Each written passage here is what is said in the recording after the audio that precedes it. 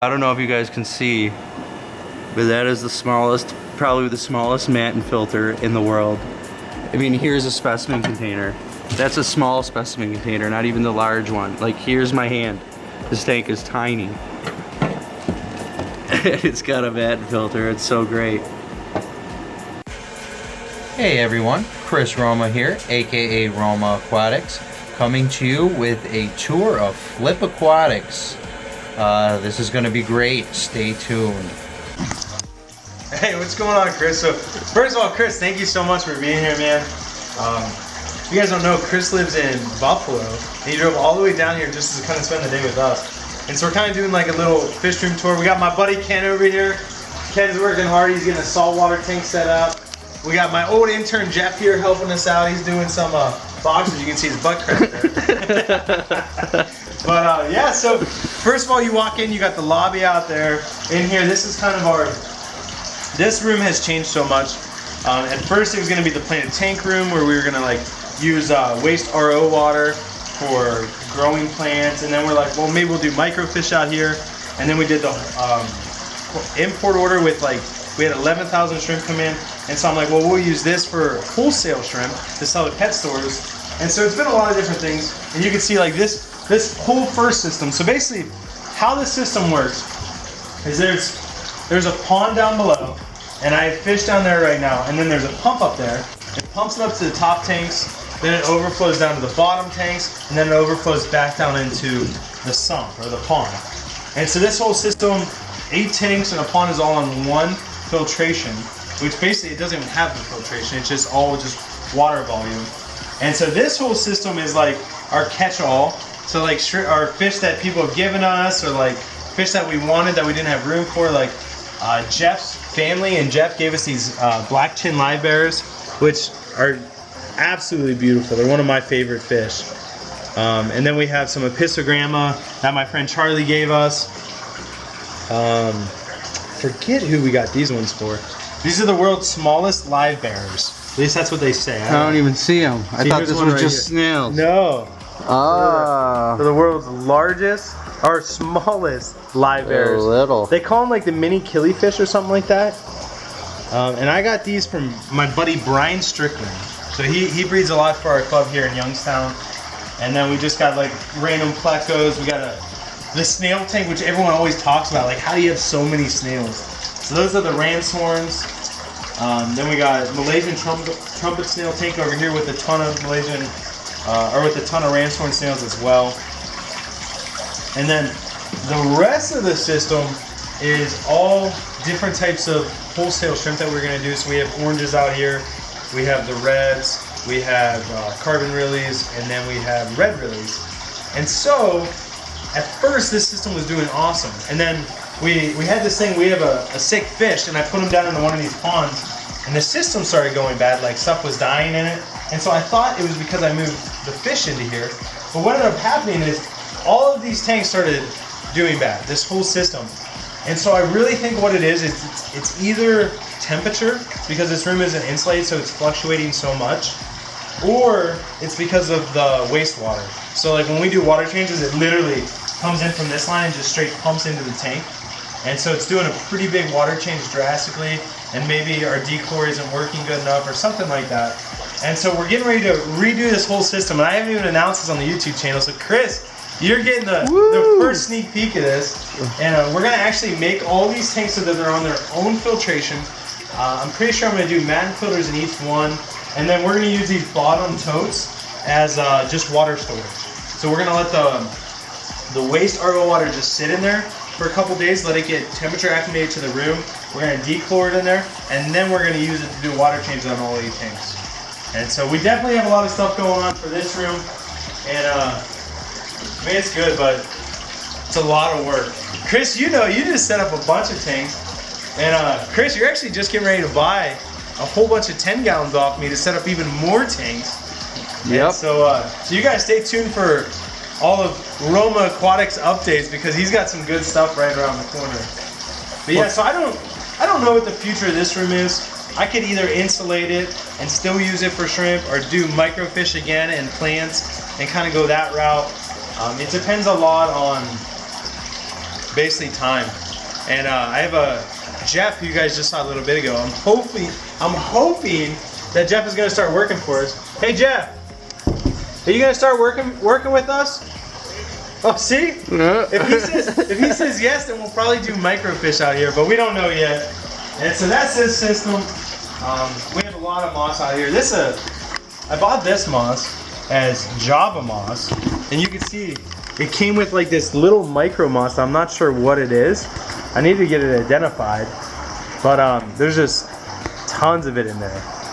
And so I'm really excited to figure out what that is. It's been growing really good. Yeah, the leaves on that are so tiny, it almost looks like hair grass on the camera, but in person, this stuff is gorgeous. It has little, I don't know, it's just like Java moss, but it's tiny.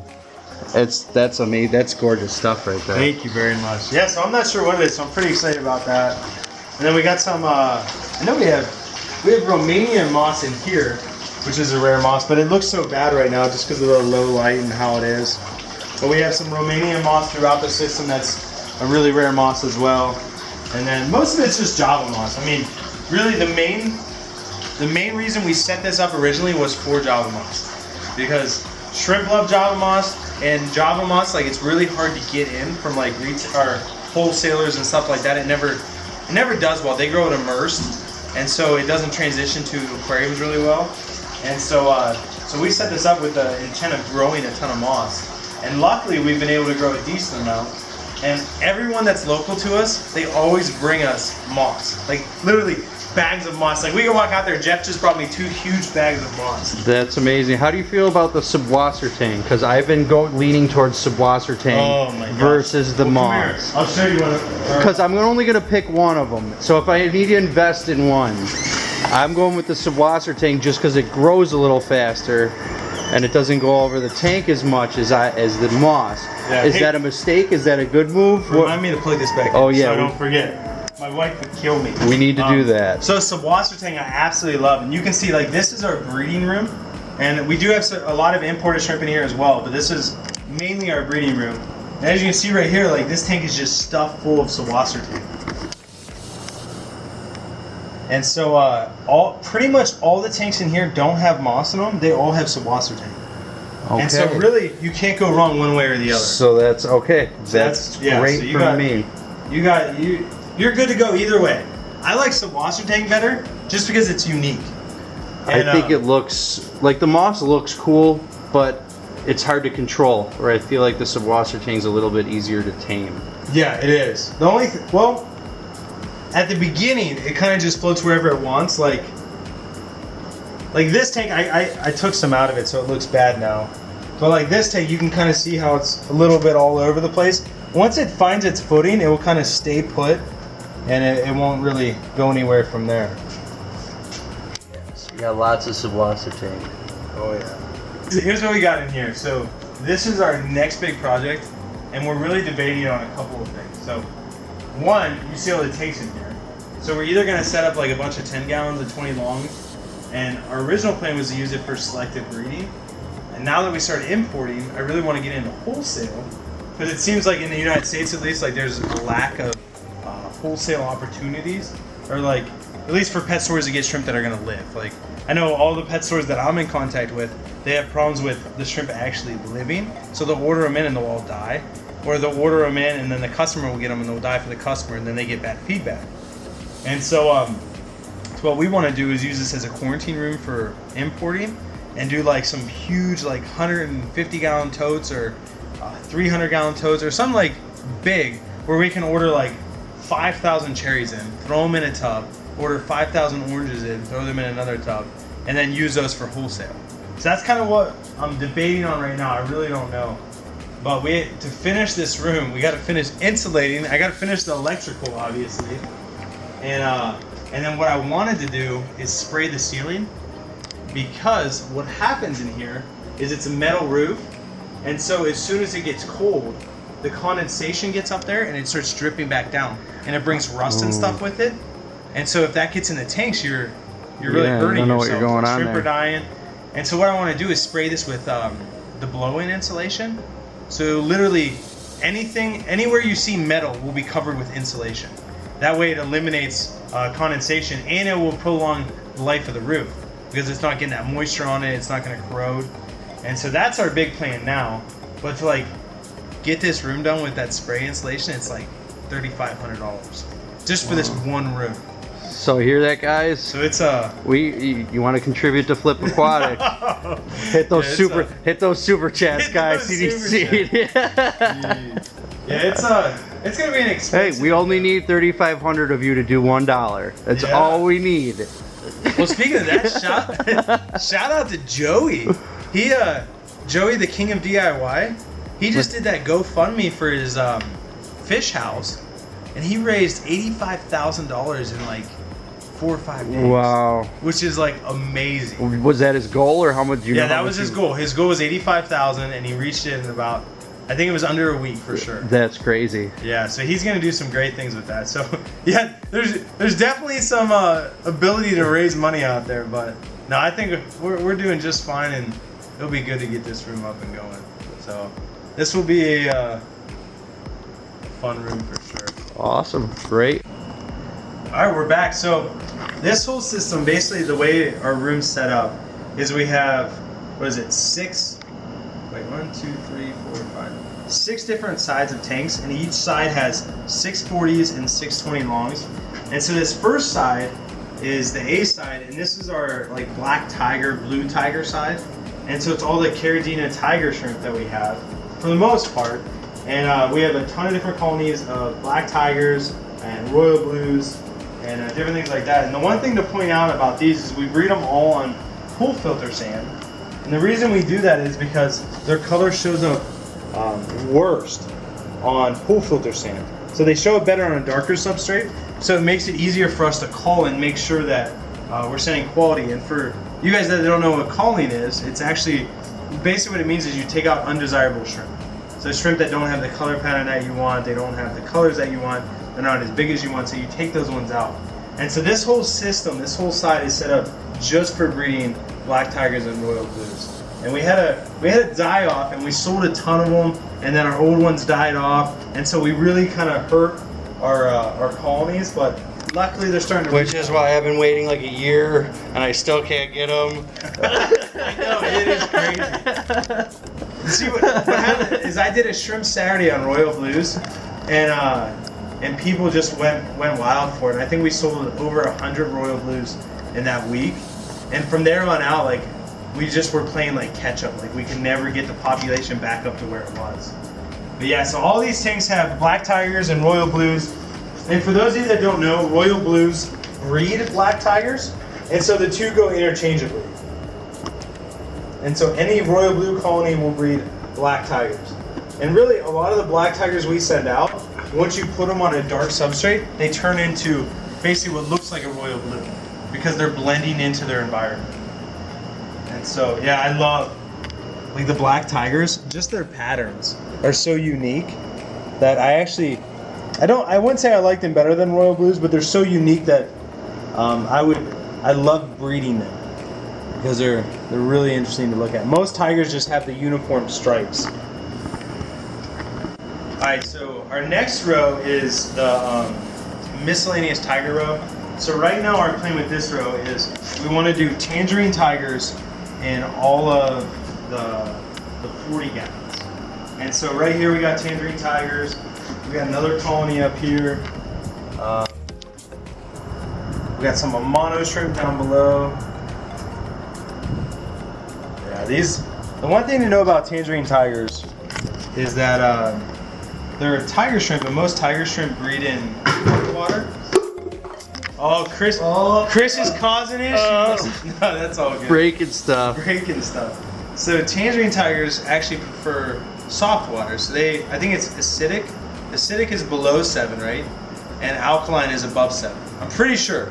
I'm not a biologist. I can't even jump in here because I don't know the answer either. But anyway, they like a pH of less than 7 and soft water, whereas most tigers prefer harder water and a pH above 7. So these guys are unique.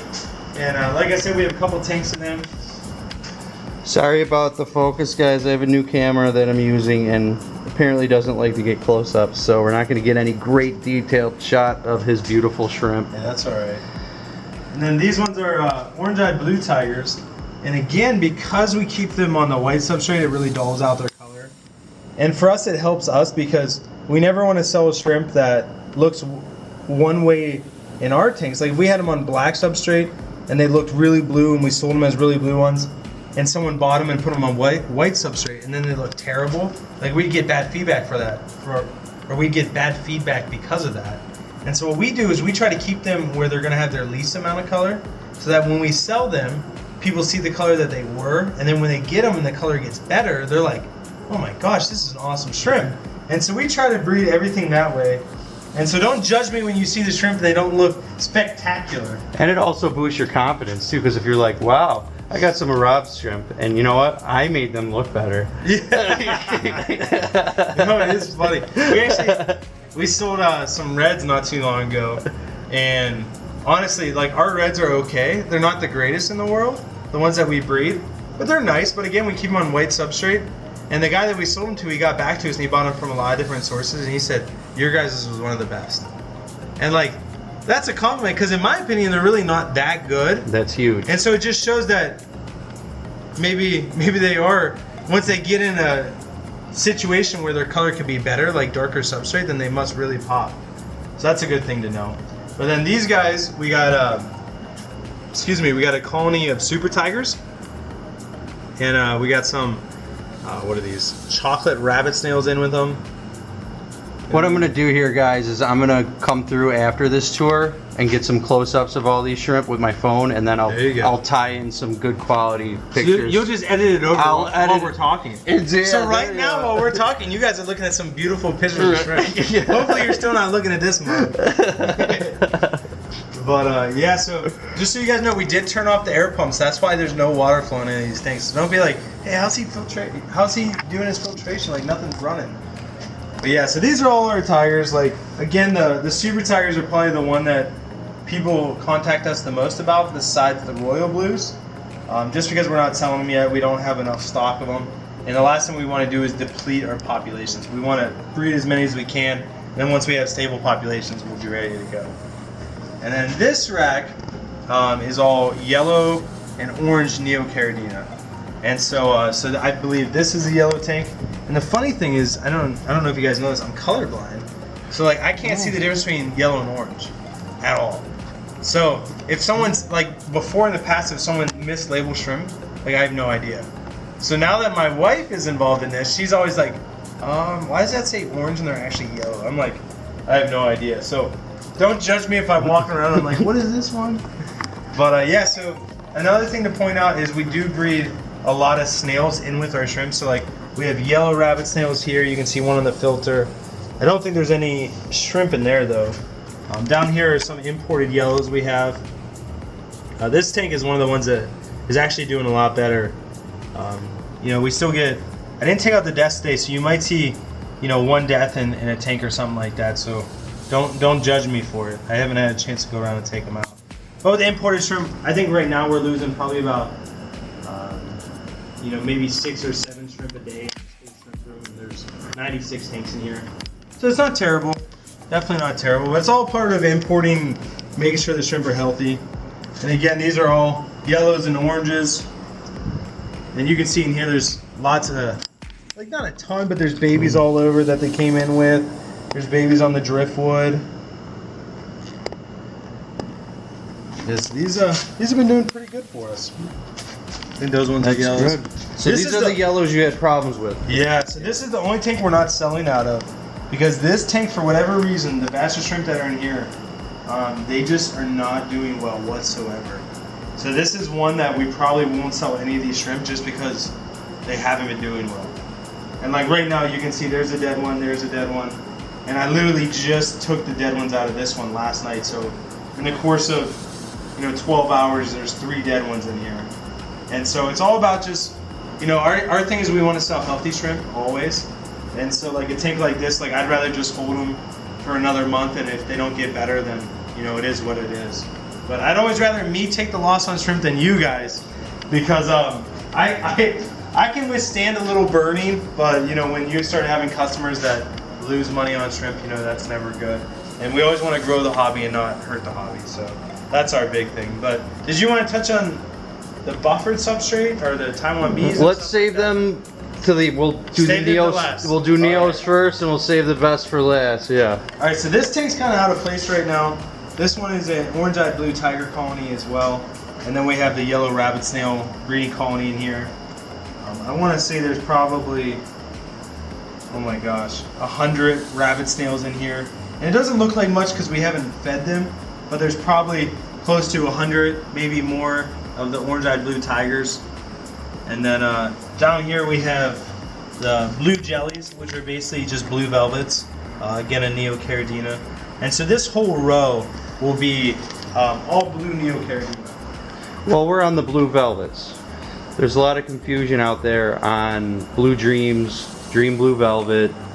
Oh yeah. You know, blue pearls. Yeah. But especially the thing that gives me the problem, because you could do a lot of research on the velvets versus the pearls, but as far as the blue dream neos versus dream blue velvets, that's what confused me the most when I was trying to research blue shrimp. Yeah. So basically what it is every exporter that you buy shrimp from calls their shrimp a different name. So there isn't just a uniform shrimp name for something. So these are actually, from my importer, called blue jellies. And the only reason I know that they're blue velvets is because they breed blue Rilis, which is getting confusing. But basically all there is there's blue velvets, and then there's blue dreams, and then there's blue pearls. Now, as far as the blue pearls go, they're all by themselves. They're in their own little category. Blue pearls are blue pearls. They'll only breed blue pearls. They won't recess into anything else. Blue velvets are bred from cherry shrimp. At least this is my understanding. So they took a cherry shrimp and they bred it into a red Rili, which is a red head, a red tail, and a clear midsection. And then they started getting a blue midsection on it, and they called that a blue Rili. And then they bred the red out of it, so it was just blue, and that's a blue velvet. And so when you get like dreamy blue velvets, it's usually a blue velvet that kept getting bred for a long time. You get a nice solid blue color. Although a lot of people call blue dreams blue dream velvets, so something like that. So that's where the confusion happens. So a lot of people just mislabel shrimp. Now blue dreams, there's two different types. So they made one type with crossing like a blue velvet with a black shrimp, and that's where you get like your blue carbon Rilis, and then you start getting like a blue dream out of it. And then they have another way that they got it by going through chocolate shrimp, which are like that's how your Bloody Mary was created, your chocolate shrimp, your black rose. They actually bred the blue through that, and they usually call that a, I forget the name. The blue diamond or the sapphire? Diamond. Yes, yeah. the blue diamond. I'm not sure where the sapphire one comes from. Is my understanding, I think it's the blue diamonds and black diamonds and sapphire shrimp are all the same. All the same. Yeah. Yeah, so those ones all originate from chocolate shrimp. So that's where that comes from. So like, these guys are fantasy blue dreams. So my understanding is they come from like mixing the blue velvets with blacks to kind of get like a blackish blue color. Because a lot of them you'll see like black patches on them and stuff. Now don't get me wrong, it's still a beautiful shrimp, but yeah, the blue in Neocaridina is one of the most confusing things. And you just mentioned fantasy, which brings us to another thing, because we were just talking just blue dream and there's no extra title on it. Then there's blue velvets, blue pearls, but now we're talking about fantasy blue, but these are velvets, so this is just a higher grade of a blue velvet? No, so it's a higher grade of a blue dream. Okay. All right. And okay. again, it all comes down to sellers just naming them different things. So my seller named these as fantasy blues. They had no blue dream in it whatsoever. And so it's just by me knowing by the patterns on them that, hey, this is actually a blue dream. This is actually a blue dream. And so what I did is I called it a fantasy blue dream so that people still associate it with the blue dream, but the fantasy represented that it probably has a little bit better color than That's other great. ones. And so that's the way I went about it. Little maybe a change of topic here, but it just popped into my head. You want to tell us about the G system? Have you adopted the G? Yes. So we are adopting it. We haven't put it into play yet, just because we don't have babies yet to sell from the imported shrimp. But we have a G system that we talked about on the live stream, and we wanted everyone's feedback. And it basically came down to the question like, what is considered an imported shrimp and a USA bred shrimp? So like, if I import a bunch of shrimp Oop. Sorry, guys. Hold on. Oh, it's the wife. Check out these. All right. So Chris just got 15 of the black roast, the Neocaridina, and we're looking at them. We got the flashlight on them just to make sure they're healthy. And the reason we're doing that is because these are the first of the imported shrimp that we're actually selling. And Chris Roma with Roma Aquatics is the first person getting them. And so it's really exciting to see how they do, how they transition to his water. I'm sure he'll do some updates for us. And we really want to know how these are going to do for you all and for Chris. And hopefully, in no time flat, he'll have tons of babies. And he's got quite a few females in here. I think I gave you about 10 females and 5 males. But we'll go through and count them. But hopefully, these guys breed like crazy for you. Okay, so the G system. Basically what the G system is when we order in imported shrimp, the question was raised like, if those shrimp have babies, are those considered USA bred? And that's a great question. So when are shrimp considered USA bred? Like if you order shrimp and they come in with babies, are those babies USA bred? Do you sell them as homebred shrimp? And so that's where we started getting in this big discussion about it. So we came out with the G system. And basically, when we order imported shrimp in, or when we order shrimp in from other sources, even if we think it's USA, we'll sell imported shrimp as imported. And we'll sell shrimp that we bred for a couple generations as USA bred. Now the imported shrimp that have babies, the first generation of babies, we're going to call USA bred G1. And that represents that they are generation 1 in our tanks. So people know that, hey, these came from imported shrimp, or maybe from a source that we're not sure about. And so these are generation 1 in their tanks. So they're still used to the United States water, they've been raised in the United States water, but they're generation 1. And then once they have babies, we'll call that G2 for generation 2. And then after generation 2, it just goes a straight USA bred. So we're gonna have imported shrimp, USA bred shrimp G1, and USA bred shrimp G2. And so that's the system that we're gonna use just to show transparency as far as what our shrimp are, where they come from, how they were bred, so that people don't think that we're importing a ton, they're having a lot of babies and we're just selling those as USA bred, because that's not right. People need to know that, hey, these are actually babies of imported shrimp. Even though we know, like, any shrimp that we sell are going to be healthy, like, it's always good to just make it transparent for everyone to know, like, exactly where those shrimp are coming from. And so, like, as far as baby shrimp, like, you can look at this tank and see we got in, these are fire, they actually sold it to us as painted fire reds, which not all of them are painted fire reds. Some of them are really nice, some of them are not so nice, but there's just tons of babies in here. And then we got a couple more tanks like that. So that's where we really started debating on what we're gonna call them. This is one of my favorite tanks, which is the Bloody Mary tank, which these guys have done pretty well for us too. You know, I would say on average, no, you know, I won't even give a number, but you know, when you import shrimp, you're definitely gonna have deaths. Like, that's all you need to know. Like, we do a 30-day quarantine for a reason, because we always call the 30 days after you buy shrimp the red zone, which means that any problems that they're gonna have are gonna happen in those 30 days. Whether it's because they molted in the bag maybe early, so their next molt's going to be a lot harder, maybe because they're adjusting to your water, maybe because they're adjusting to new food.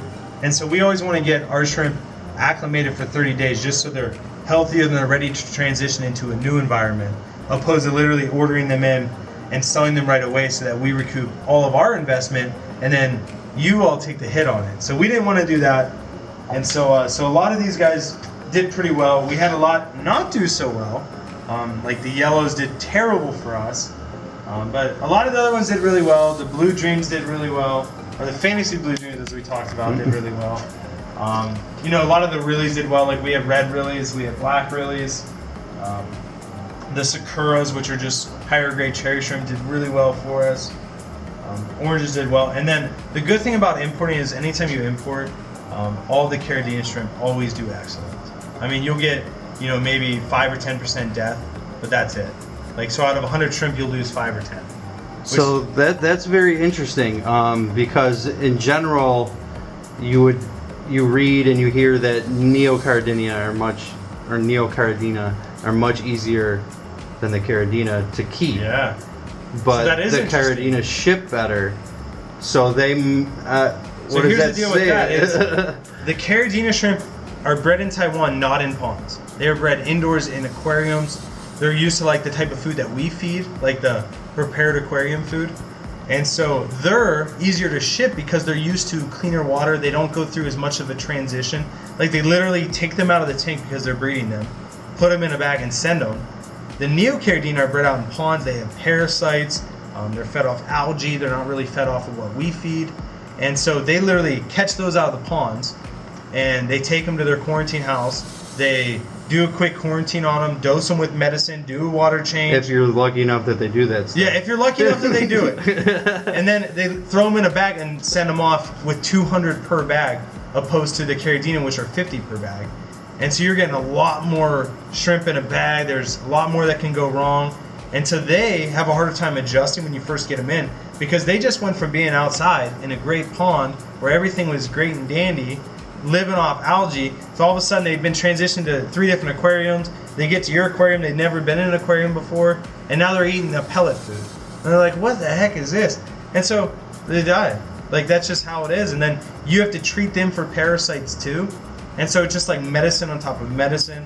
And so so it's just a long process. So that's usually why the Neos do a lot worse than the Caridina. And as far as the medicine, I know you use the dog dewormer. Yep. Is that fenbenzanol? Is that Yep. Are they the same thing? Same thing. Okay, so and that's really the only medications you really want to use on shrimp. No, you could use like Paragard. You know, I know a couple people that use that, and that's, I think, C-Chem. I've never personally used it. You can use salt dip, so like aquarium salt. If you're just buying 10 shrimp and you don't want to do, you know, fenbendazole, you could do a salt dip and literally just take your shrimp out, you know, once a week and dip them in salt or dip them in water with salt mix, and then that will kill off the parasites. So there's a lot of other ways you can achieve the same goal. The reason we use the dog dewormer is because we literally leave it in the water column for like a week and then do a water change. And what that does is any parasite eggs that hatch during that week literally will die as soon as they hatch. And so it's just a way for us to protect the shrimp from getting reinfested.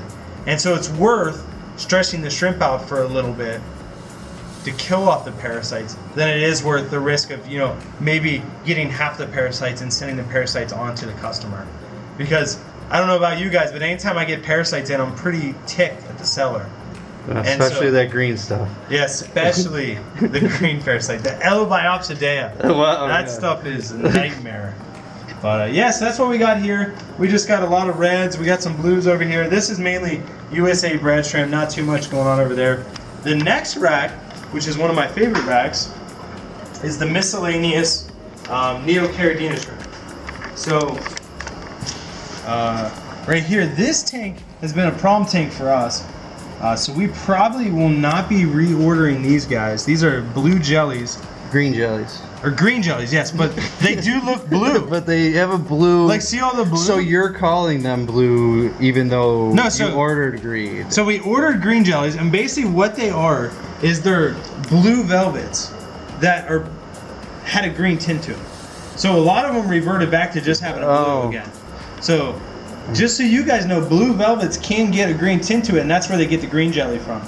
And so I just wanted to get them to see what they were, and I wasn't really impressed with them. And really they didn't do too well.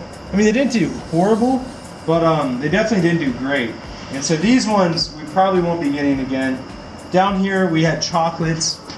Chocolates are one of my favorites, just because, you know, I just like the color intensity of them. These guys did fairly well. That is great to know, because chocolates is one of my least favorites, and I'm like, who would buy chocolate? Oh, I love that. So good. It's good to know that there are people out there who like chocolate. I know a lot of people don't like chocolate. They don't. Because they're just like, to me, it's like I've never seen a wild shrimp, but if in my head, like that dullish brown would be like what a wild shrimp would look like. Yeah. I mean, obviously that's not what they look like, but you know, that's what you would think maybe. Yeah. No, I actually did an ugly brown color. Yeah. This is my favorite tank, and these have my favorite shrimp in them. They're the Black Rose Neocaridina. These are one of the reasons that I took this road trip, because I'm taking some of these guys home with me. Yeah, they're awesome. I love them. Like they've had babies since we've had them. All right, so We got the black rose, which we just talked about. Those are our favorite, or those are my favorite. And I think Chris wants to go home with some of those. Yes. And then we got green jades, which I've always wanted green jades, and I've been so excited to get them. I don't think they ship very well. They were one of the ones we had to rebag at the airport, and so they really didn't do that well. But the ones that are left, they look nice. They've been doing good, and so hopefully we can get a breeding colony out of these guys. They've definitely had babies, which is a good thing. And this is a perfect example of what Rob was talking about earlier about the color. If you look at the ones on the pool sand, they look, they have a greenish tint to them, but they don't look super green. And then you look at the black matin filter, and the color looks a lot they're better. green. Yeah, so that you could see that totally has an effect. Oh yeah, the darkness of the substrate has a huge effect on it. And then basically all we got over here, we got a low-grade chocolate tank that these guys have just, I don't think I've ever sold out of here. They literally, we got them from a seller probably a year ago, and they've just been up here breeding, and really I don't think we've done anything with them. So this is your version of the Skittles tank, huh? This is my version of this. Wait, what does Lucas call it? The Skrittles? Is it Skrittles? Oh yeah, Skrittles, something like that. And then these are the carbon Rilis we got in. These guys actually did really well. Like, they're actually really nice looking shrimp. there's some if you of look those. at this. The only thing with carbon Rilis is they're prone to the green fungus or the green parasite. Oh wow, look at that one, guys. Come on, tell me you want to buy that shrimp for like $30. That's funny.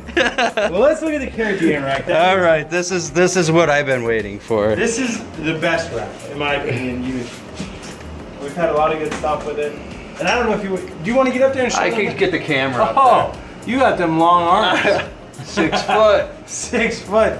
My little So, 5'8" self can't reach up Look that at high. those gorgeous, those the yellow King Kongs. Oh yeah. So those are beautiful, and it's not the lights, it's not the substrate, that's the shrimp, because I could turn around and get these yellows. Where are they? I'm breaking stuff. But yeah, you get these yellows. And they look yellow. They're beautiful. These are the yellow neos. But then you come over here and you see them, and these guys, they are just gorgeous, gorgeous shrimp. Well, there's a buried one in the back. Where? I actually just saw that. Yeah, the far right side. Right there. Just swam. Yeah, Yep. you got it. That's kind of cool. Well, I know which one I'm not selling. Oh, that's awesome. So that's cool. So are these all? What's in the next? So anything there's only this is the only one that has shrimp up there, and then those Okay. four down there. But those are just some random. You got big plans for IVs those and tanks stuff. up there. Eventually, Yeah. once we get our next import in, I'll definitely have some plans. You have some. These are experiments up here. Yeah, those were just some Taiwanese I got in probably 2.5 years ago. Actually, no. 2.5 That's years, probably been huh? 3.5, 4 years ago now. And then they kind of just bred and did their own thing, and just a bunch of different random colors up So there. those are kind of like your red fancy tigers, but those are like black fancy tigers. Correct. Okay. Those are more of a DIY version of them. Okay. And then we got Goldens, we got the Black King Kongs, or Black Pandas / Black King Kongs. There's some shadow pandas in There's here. some too. shadow pandas in there, Yeah. for sure. There's also a Galaxy in there. Yep, there's a Black King Kong back there. Sorry about this, guys, but And you then, get the picture. I'll get some good stuff. Then we got some reds, so that we got the red King Kongs and red pandas. Yeah. We got And then so there's Red King Kong, Red Panda, and Wine Red. Yep. Now, what is the Wine Red? Is that the same thing as a Red King Kong? Yeah, so I think it's just the color intensity. Again, I'm not too well versed in the Taiwan bees yet, but I'm pretty sure the difference between a red panda and a wine red is the wine red has more of a like think of like a wine color. Like you're drinking red wine, like a burgundy. Yeah. Instead of more of again, I'm colorblind too, so it's hard for me. Like I can't look at one and the other and be like, oh yeah, this one looks different. I just go off of what people tell me. Okay, so it has nothing to do with the pattern. It has nothing really? to do with the pattern. Okay. It just has to do with the color. Okay. And then the color of red, the variation of it. Good to know. And then there's extreme wine reds that are just what complete. Which are like a red King Kong. So it's the same thing. It's just same thing. Same thing. Yep. And we got blue bolts, which these are just like lower grade, you know, middle of the road blue bolts. Yeah, blue head and white bodies. Yep. Yeah. And the reason we do the Tupperware containers is because if we want to change out the substrate, so like buffered substrate only lasts for about 2 years. And so if we have to change it out every 2 years, what we did is we put in 4 tubs, and every year we change out 2 tubs. So that it constantly has new buffering capacity in it. So we never actually have to break the tank down and reset it. We literally just change the substrate as we go. And also we wanted to breed plants and do a lot with plants. And so with the plants, if you want to harvest them, you literally pull the toad out, harvest the plant, and put it back in, and it reduces the mess in the tank. And so that was our theory with it. And so we've done that in most of all these tanks, not all of them, but most of them. And then we got the pure red line. We got these are the fancy red tigers, and then we got like our Michelin / crystal blacks. And then down below are like our breeding colonies. These are gorgeous shrimp. Oh, I love these. I love My them wife so is the much. one that talked me into getting them, and I'm so glad I did. I love them. But don't tell her that. Can't let her win. But down here we have 2 USA breeding colonies of crystal red, sorry. And then a tangerine tiger breeding colony. And then these ones were 2 colonies of crystal reds that are imported, and then 1 colony of crystal blacks that was imported. And that pretty much covers this whole rack. And I know you had some questions. Yeah, well, let's go with the Tupperware because I actually stole this idea from you. Well, Nice. adopted it. I borrowed it. I thought it was a That great. sounds a lot better. Yeah, it was a great idea to keep that so you could easily remove it because it does need to be changed. I built wire mesh or plastic mesh containers that I put back behind the matin filters. Now, I didn't know if this was a good idea, a bad idea. This was a complete experiment, and when I started it, the idea behind it was that I could easily remove the substrate, like you said, but I didn't want, because no offense, but that doesn't look great. No, it doesn't. So I didn't want the Tupperware in my tank. Plus these Tupperwares, you have to make sure that the plastic is aquarium safe, which isn't always the easiest thing in the world. Yeah. So I decided to throw, well then again, I didn't make sure my plastic mesh was aquarium safe. Hey, so that's that, all right. not killing anything. But anyway, yeah, it's good. But I threw it back there, but the question I had on that is now it's behind the matin filter. The shrimp can't get to it.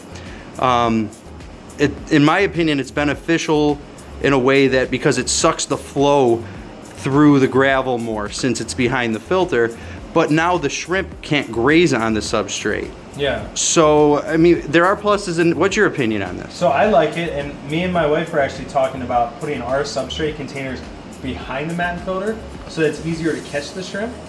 And so there's no ill effect from having the substrate so that the shrimp can't touch it. Because biofilm is going to grow on the bottom of the glass too, or whatever, if you have sand in there or however you have it. Like, it's still going to grow on there, so you don't really need to worry about that. I actually think it's a great idea to have it behind it. The only thing that I would be worried about is because the water can flow through your substrate, it's going to burn your substrate out quicker. I also thought about that You as might well. have to change it out every year, your whole substrate, just to keep your buffering capacity up. And you also don't use RO water, you use city water that has, I'm sure, who knows what's in it. Yeah. And so you might burn through it even in 6 months. Yeah. You just don't know. So I would just recommend checking your pH, at least every 2 weeks, and monitor any changes. That way you could change the substrate out if you do start having a problem.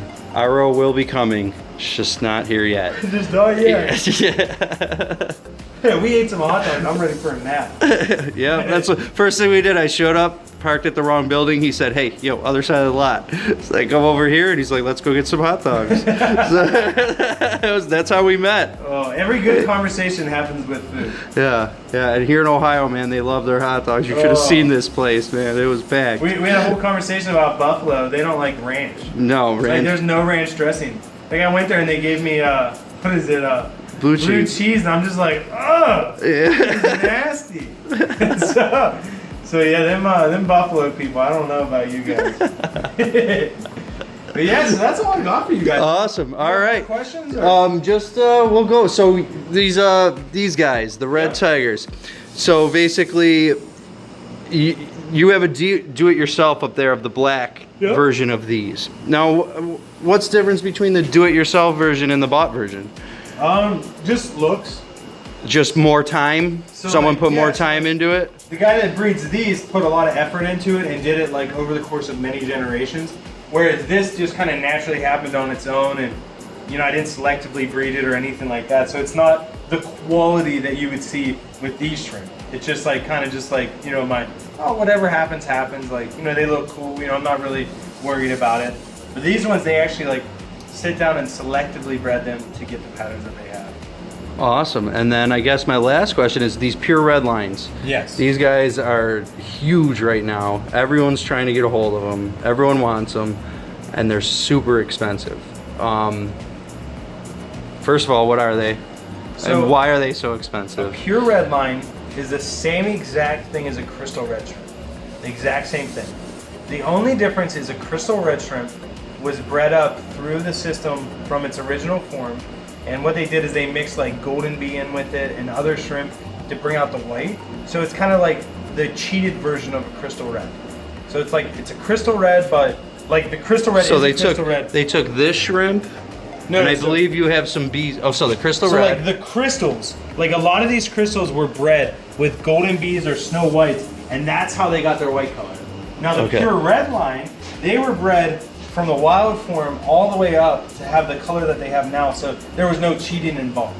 So that's why they call it a pure red line. Pure red line. Because it's straight from the beginning to now, and it's all selectively bred, where they cheated. So basically, these guys, when you're looking at normal crystal reds, they're gonna have the golden bee. Yeah, so they have golden bee. They're gonna have golden bee genes, which are these. They're just basically like white, yellow, color. eggshell color. Yeah.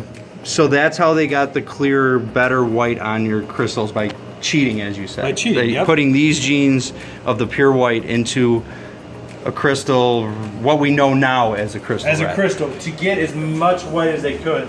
And the pure red line is straight that from the thing, man. I'm breaking. I'm gonna hide it. I'm just breaking stuff. But so then these guys, someone put years and years and years into selectively breeding the white out of them. Correct. So there's a lot more time and effort involved. All right, guys. Well, I think that's it. I don't have any more questions. I wish I did. On the drive here, I had a whole list that I wish I was written down, but I think that's it for now. Anything else you want to say? Yeah, so first of all, thank you so much, Chris, for being here. If you guys are still watching this video, that means you are a huge fan of Chris Roma's Roma Aquatics. Guys, keep following him. We've been talking. He has some big plans, so I know he's got some good stuff right around the corner. He's a great guy, so thank you, Chris, for being here. Thank you everyone else for watching. Much love for me, and I'm just happy to be a part of your channel, Chris. Thank you so much. Thank you for having me. He's a great host, guys. Thank you very much. All right, guys, till next time. All right, guys, that's it for this one. If you liked it, please subscribe if you're not already. Like, share, and comment. And I'll see you next time.